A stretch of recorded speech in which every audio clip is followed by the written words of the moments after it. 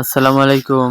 এই দেখতে পাচ্ছেন এই জমিটাতে আজকে পানি দিয়ে দেওয়া হচ্ছে। এই জমিটা হচ্ছে আমাদের রসুন ক্ষেত আর পেঁয়াজ ক্ষেত একসাথে। এখানে আমরা রসুন আর পেঁয়াজ লাগিয়ে দিয়েছিলাম।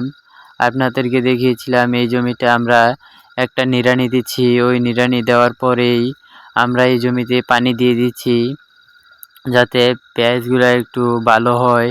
এই জমিটা একটু শুকনা হয়ে গেছে যাতে জমিটাতে একটু পানি পানি বা রস থাকে, এর জন্য আমরা পানিটা দিয়ে দিচ্ছি। এই পানিটা দেওয়ার 2 দিন পরেই এটাতে কোদাল দিয়ে টেনে দেওয়া হবে যাতে মাটিটা চট বেঁধে না যায় বা শক্ত না হয়ে যায়। এই জন্য কোদাল টেনে দেওয়া হবে।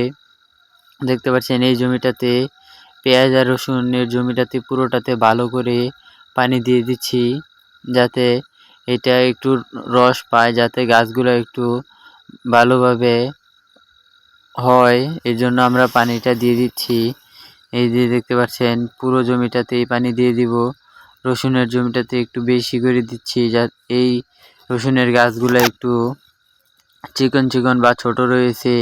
আর এই পাশ দিয়ে আমরা কিছু লাউ গাছ লাগিয়েছিলাম আর লাউয়ের টাল একটা ছিল, ওই টালের মধ্যে ধুন্দুলও লাগিয়েছিলাম, আপনাদেরকে দেখিয়েছিলাম। ওই ভিডিওগুলো দেখলে আমাদের ইউটিউব চ্যানেলটা সাবস্ক্রাইব করে তারপরে চ্যানেলে ঢুকে দেখে আসতে পারেন। এই দেখতে পাচ্ছেন মাশাআল্লাহ 2 দিন পরে এই জমিটা একটু শুকনা শুকনো হয়ে গেছে। এই দেখতে পাচ্ছেন এরপরে এখানে আমরা কোদাল দিয়ে এই যে মাটির চটটা বেঁধে গেছে বা শক্ত হয়ে গেছে, এই শক্তটাকে নেড়ে দিতে হবে, নয়তো রসুন গাছগুলা বড় হবে না, রসুনও তেমন ভালো হবে না। এই জন্য আমরা পেঁয়াজের কোদাল বলা হয় আমাদের এইদিকে বা ছোট কোদাল, ওই কোদাল দিয়ে কেলের মধ্যে এভাবে টেনে দিয়েছি পুরো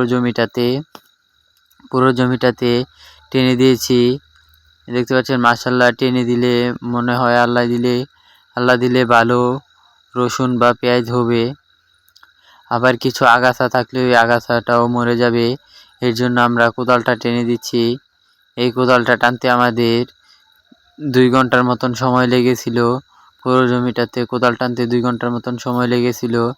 কোদাল টানতে অনেক বেশি সময় লাগে না, অল্প সময়ে কোদাল টানা যায়, কিন্তু ক্ষেত নিড়ানি দিতে অনেক সময় লাগে। এই জন্য আমরা কোদাল টেনে দিচ্ছি আপাতত। তারপরে এটাতে আবারও একটা নিড়ি দিতে হবে, কারণ এটার মধ্যে অনেক বতুয়া হয়ে যাচ্ছে। এজন্য এই বতুয়াটা মারার জন্য আবার আরেকটা নিড়ি দিতে হবে। দেখতে পাচ্ছেন মাশাআল্লাহ পুরোটা আমাদের কোদাল টানা হয়ে গেছে। এটাতে আবার আমরা কিছুদিন পরে একটা নিড়ানি দিয়ে দিব যাতে এটার মধ্যে যেই গাছগুলো আছে ওই গাছগুলো যাতে আর না থাকে, ওই গাছগুলো আমরা একেবারে উঠিয়ে ফেলবো। দেখতে পাচ্ছেন মাশাআল্লাহ পুরোটাতে কেল টানা হয়ে গেছে।